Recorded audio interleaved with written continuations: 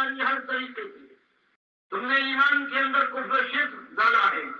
تم نے اپنے باپ دادا کی ریت کو اپنایا ہے.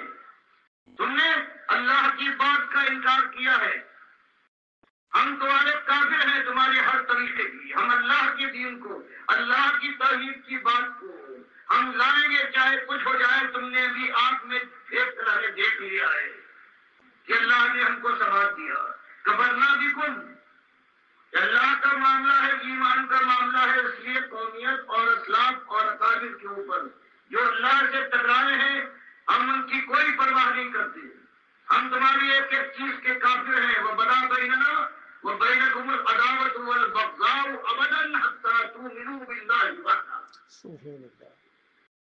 اب تم سے ہم اعلان کرتے ہیں کہ ہمارے تمہارے درمیان ایمان کی وجہ سے اب نہ خونی رشتہ حائل ہوگا، نہ تعلقات، نہ معاملات کا. ایمان اصلی چیز ہے. ایمان نے ہم کو تم کو جدا کر دیا ہے. اب ہم تمہاری ہر بات کا انکار کرتے ہیں، کفر کرتے ہیں. اب ہمارے تمہارے درمیان سوائے بغض کے، عناد کے، عداوت کے، دشمنی کے، اللہ کے لیے اور کوئی رشتہ باقی نہیں چھوڑا ہم نے. ہم کاٹے ڈالتے ہیں. ایمان کا یہی تقاضا ہے. اور اس کے بعد ایک چیز ہے، اگر تم بھی اللہ کے اوپر ویسا ایمان لے آؤ جیسے ایمان لانے کا حق ہے، تب یہ ساری دشمنی ہے، یہ دوستی ہوئی، یہ ساری جنگ ہے، یہ محبت کے اندر بدل جائے گی. پھر ہم تم کو گلے لگا لیں گے. ہماری دشمنی نہ قومیت کے لیے ہے، نہ ریاست کے لیے ہے، نہ ملک و مال کے لیے ہے، نہ حسن و جمال کے لیے ہے. ہماری دشمنی خالص اللہ کے لیے ہے، ایمان کے لیے.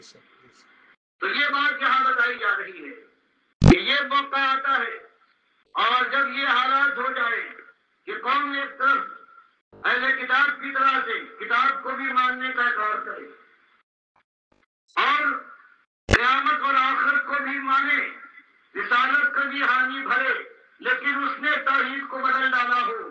رسالت کی بجائے اس کا پیغام سننے کی بجائے، سنت کی بجائے بدعت کے اوپر عامل ہو، آخرت کے اوپر نگاہ گارنے کی بجائے دنیا کی ہو رہے.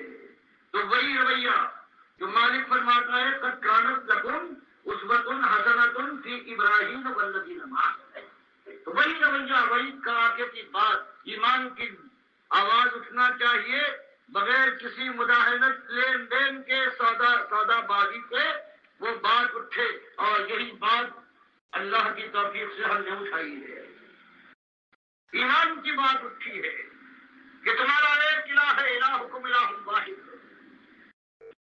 اور جن کو تم اپنا پیشوا، اپنا اکابر، اپنے سلف صالحین کے نام سے یاد کرتے ہو، تو بھائیو اللہ نے تو فرمایا ہے اگر کسی بات میں تمہارا کبھی کوئی اختلاف ہو جائے تو اس کے لیے ردوہ الی اللہ والرسول، تو اس کو لوٹا دو اللہ اور رسول کی طرف. ہم یہی کہتے ہیں اپنی قوم سے تمہارا ایمان، تم دعوے دار ہو، تمہارے اندر توحید کے لمبردار بھی ہونے کا دعوے دار ہے.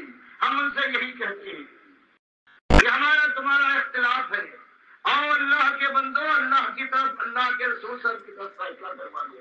اور یہی بات ہوئی ہے جو وہ حالات پیدا کر رہی ہے جس میں ہجرت ہوا کرتی ہے، جس میں قوم اپنے درمیان اللہ کے ایسے بندوں کو جگہ دینے سے انکاری ہوتی ہے.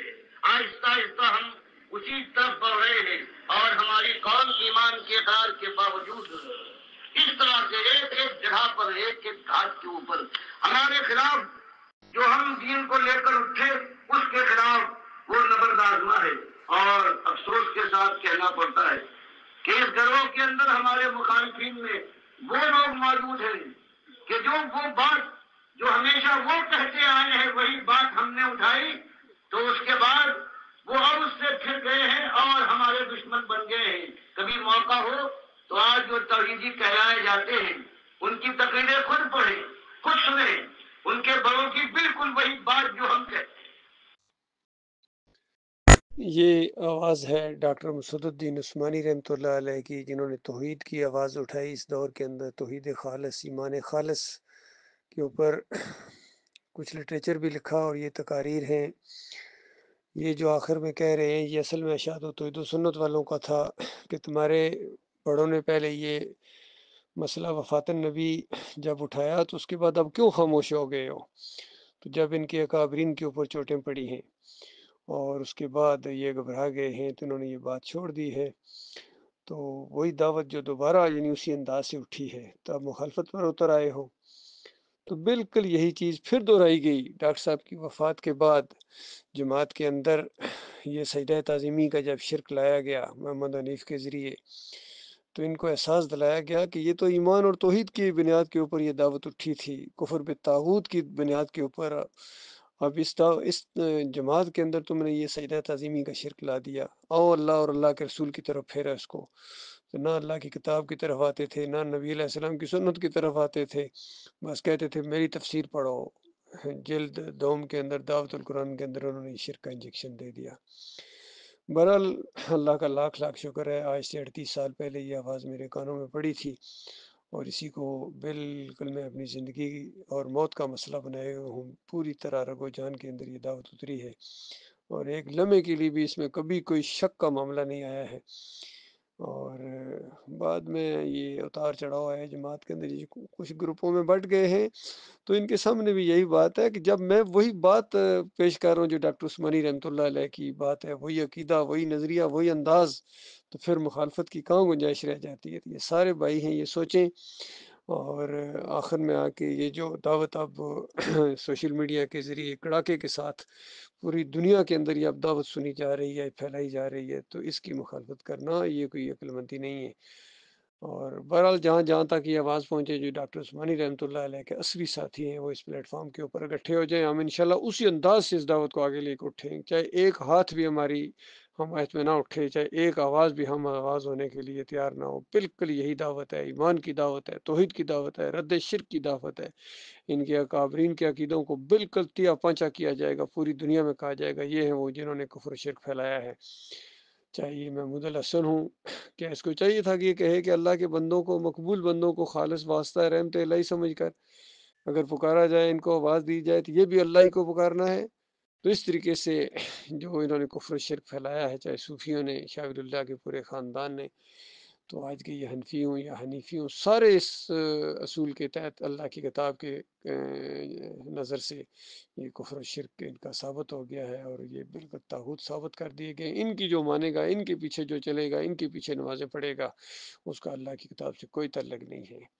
تو جہاں جہاں تک یہ ہمارا لٹریچر پہنچے، ہماری آواز پہنچے، یہ اللہ کے بندوں منظم ہونے کی کوشش کرو، دوبارہ ایمان کو تازہ کرو، اور یہ زندگی نے ایک موقع دیا ہے، یہ موقع اگر ہاتھ سے نکل گیا تو اس کے بعد کوئی دوبارہ موقع نہیں ملے گا۔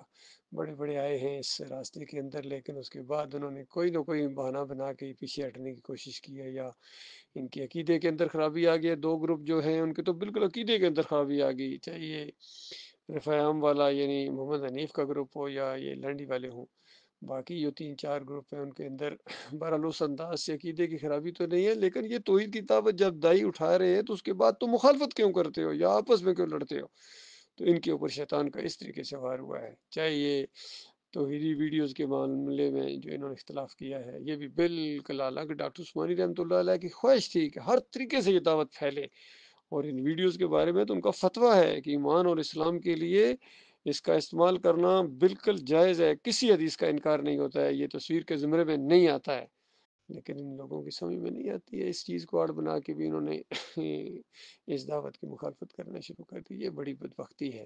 بہرحال جو مخلص ساتھی ہیں ڈاکٹر عثمانی رحمۃ اللہ، ان کو تو اس میں کوئی اعتراض نہیں، بلکہ وہ خوش ہوتے ہیں، ہر انداز سے یہ دعوت آگے آتی ہے، اور آپس میں ان کی محبت ہے، آپس میں رابطے ہیں، یہ ساری چیزیں تو ہیں۔ یہ ایمان خالص کے ساتھ یہ کیفیت پیدا ہوتی ہے جب توحید دل کے اندر اتر جائے، جب اللہ کے وقار کا معاملہ ہو، اللہ کی عزت کا معاملہ ہو، تو پھر اس بنیاد کے اوپر الحب للہ والبغض للہ، تو جب تک یہ ماحول نہیں بنے گا اللہ کے بندوں، کوئی خیر نہیں آ سکتی ہے، اور یہ کفر و شرک کا جنازہ نہیں اٹھایا جا سکتا۔